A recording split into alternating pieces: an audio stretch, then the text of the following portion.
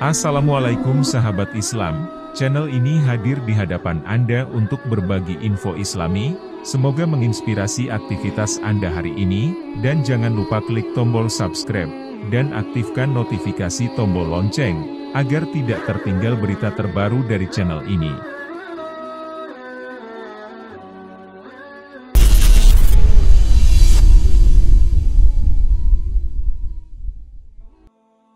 Dua gadis Yahudi, Lila dan Alma Levi Omari, telah memulai perjalanan transformatif dengan masuk Islam.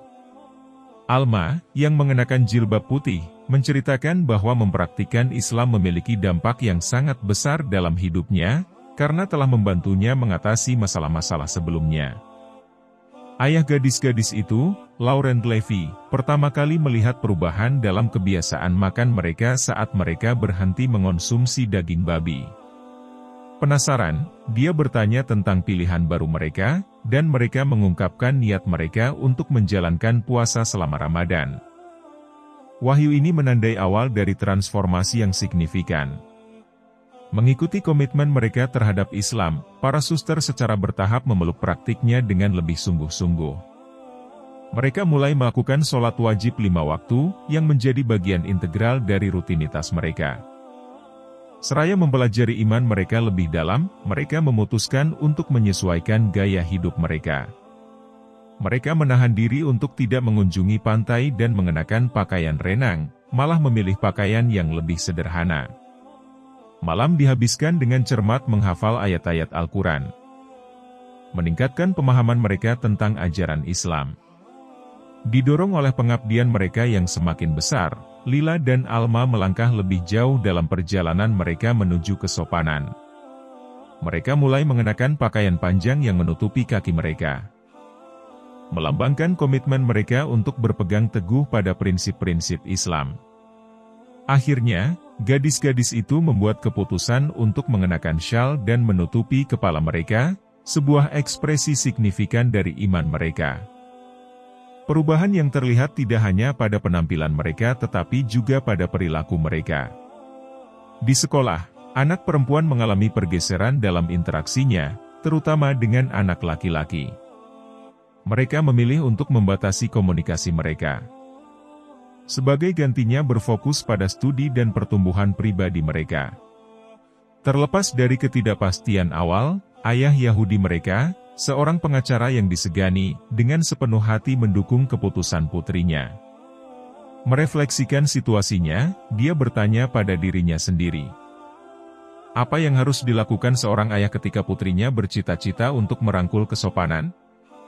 Dengan penegasan yang tegas, dia dengan bangga berdiri di samping putri-putrinya, menawarkan dukungan dan pengertian yang tak tergoyahkan.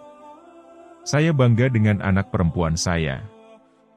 Dan saya mendukung penuh perjalanan mereka, tegasnya, menyoroti kedalaman cinta kebapakannya. Transformasi yang dialami Lila dan Alma merupakan bukti kekuatan iman dan pertumbuhan pribadi. Dengan memeluk Islam, mereka tidak hanya menemukan pelipur lara tetapi juga menemukan tujuan. Komitmen mereka terhadap kesopanan dan pengabdian spiritual berfungsi sebagai inspirasi bagi orang lain dalam perjalanan serupa. Di dunia yang bercirikan keberagaman, kisah Lila dan Alma mengajarkan kita pentingnya menghargai pilihan individu dan merayakan kekuatan transformatif agama. Keputusan mereka untuk masuk Islam telah memperkaya hidup mereka dan membawa mereka lebih dekat sebagai sebuah keluarga. Dukungan tanpa syarat ayah mereka berfungsi sebagai pengingat akan pengaruh mendalam yang dapat diberikan orang tua pada kehidupan anak-anak mereka ketika mereka memilih untuk menerima pilihan mereka dan mendorong pertumbuhan pribadi mereka. Saat Lila dan Alma melanjutkan perjalanan mereka, mereka menginspirasi orang lain dengan dedikasi mereka pada keyakinan mereka dan perubahan positif yang dibawanya ke dalam hidup mereka. Kisah mereka berfungsi sebagai bukti kekuatan iman yang transformatif dan ketahanan jiwa manusia. Dengan komitmen teguh mereka terhadap Islam, Lila Dan Alma menempuh jalan yang tidak hanya membentuk mereka menjadi individu yang lebih baik, tetapi juga mempersatukan keluarga mereka dalam cinta, pengertian, dan penerimaan.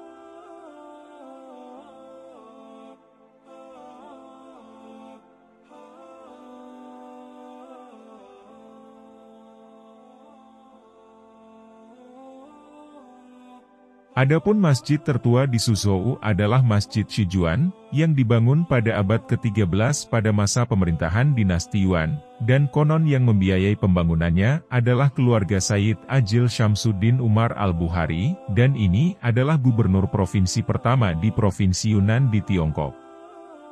Masjid tersebut kemudian diubah menjadi gedung pemerintah. Banyak dari masjid di Suzhou ini juga memiliki sekolah yang mengajarkan ilmu Arab dan Islam kepada Muslim. Suzhou juga merupakan salah satu kota pertama yang menerbitkan buku-buku Islam dalam bahasa Mandarin. Namun peninggalan ini sekarang hanya berupa ukiran di bangunan yang digunakan orang Tionghoa sehari-hari, sementara satu-satunya masjid di Suzhou yang masih utuh adalah Masjid Taipinfang. Muslim di Cina bebas melaksanakan setiap ibadahnya. Tidak ada larangan termasuk untuk puasa di bulan Ramadan. Sholat 2 hari raya dan hari Jumat. Jika jamaahnya sangat ramai, seperti hari raya para jamaah membludak hingga keluar pagar masjid. Ibadahnya akan dikawal oleh polisi, tujuannya untuk tertib di jalan raya.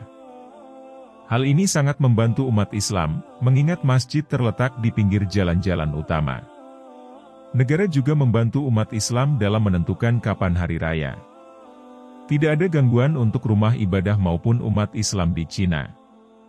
Imam masjid mengakui, orang-orang di sekitar masjid juga tidak merasa terganggu dengan keberadaan rumah ibadah ini.